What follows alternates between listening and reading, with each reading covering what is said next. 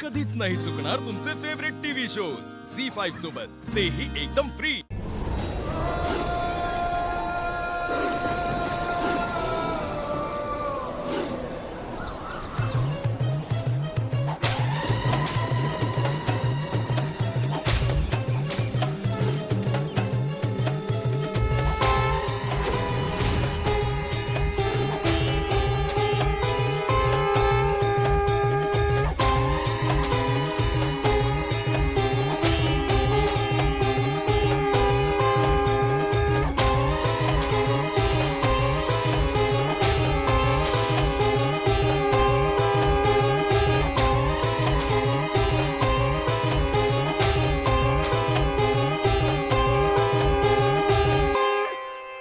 वर्षांपूर्वी एक नाग एका स्त्रीचं निमंत्रण ऐकून आला होता असं ऐकलं होतं। आज प्रत्यक्षात आपण तेच पाहतोय। देवी आईच्या उत्सवाची सुरुवात शुभ संकेताने झालेली आहे। ओ बुवा, बोला देवी महागौरी माते की जय, देवी महागौरी माते की जय, देवी।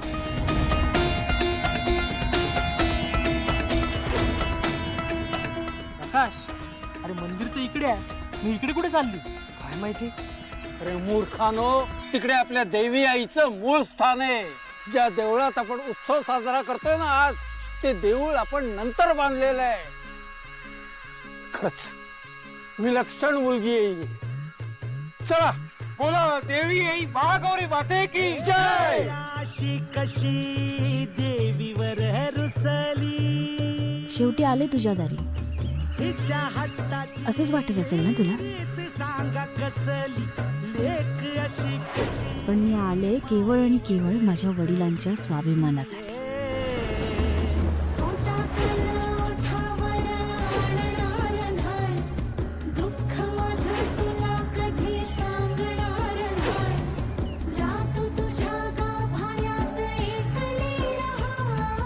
बाबा, ताई उलट चालली आहे। हो ना बुवा, बघा ना काय।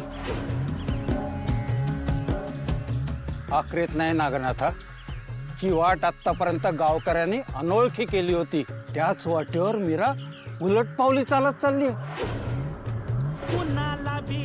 देवी महागौरी माते की जय, देवी महागौरी माते की जय, देवी महागौरी माते की जय। अशी बघतच राहाय, तिचं दर्शन हिला घ्यायचंच नाही।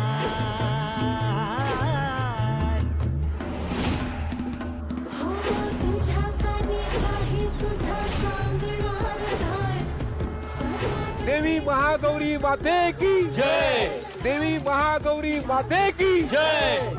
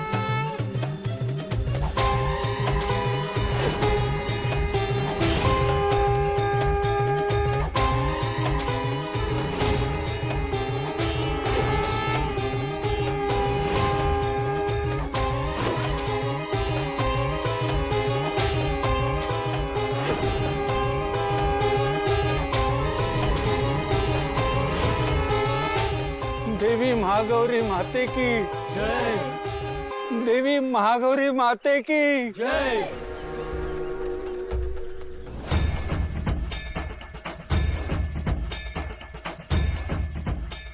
हे देवा नागराजा, गुरव कुटुंबाच्या निमंत्रणाला मान देऊन आज उत्सवाच्या दिवशी तू साक्षात इथे येऊन विराजमान झालास. आम्ही सगळे गावकरी धन्य झालो. मीरा, माझी खात्री होतीच, तूच देवी आईची खरी भक्त आहेस.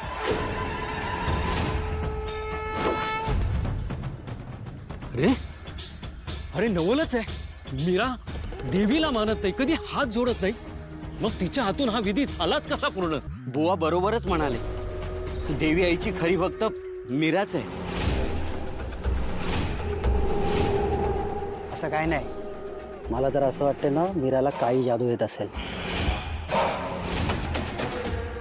बरोबर बोलतोस तू.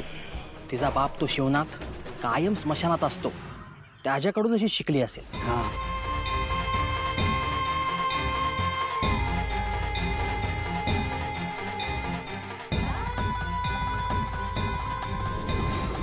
तर मंडळी, आपल्या मीराने उत्सवाचा पहिला विधी अगदी यथोचित पूर्ण केला आहे.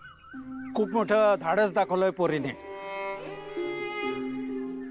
गावात सगळीकडे ह्याच गोष्टीची चर्चा सुरू आहे. अहो, चर्चा होणार. खूप वर्षांपूर्वी घडलेली गोष्ट आज गावात पुन्हा एकदा घडली आहे. हे म्हणजे मीरामुळे देवी आईने उत्सवाला दिलेला आशीर्वादच आहे. हो, तो नाग चक्क ताईच्या मागे मागे देवळात आला.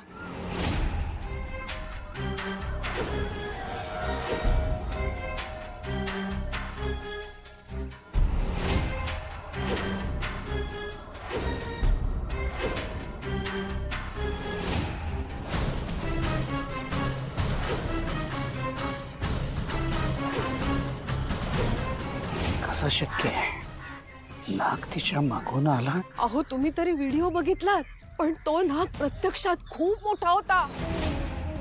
हो, आम्हालाही काही कळत नव्हतं. आमच्या डोळ्यासमोर घडत होतं, पण पुढचा विधी काय? कलश शोधणी.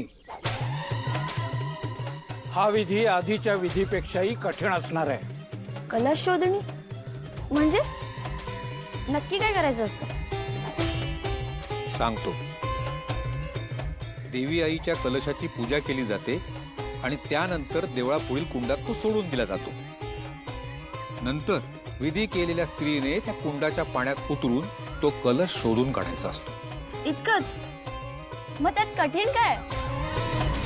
कुंडात उतरून कलश शोधणं तुला वाटतं तेवढं सोपं नाहीये मीरा. एरवी शांत दिसणारा कुंड आत एखादी व्यक्ती शिरली की तिला आत खोल पाण्यात खेचत जातो. झी5 ॲप डाउनलोड करा आणि पहा सर्व एपिसोड्स एकदम फ्री.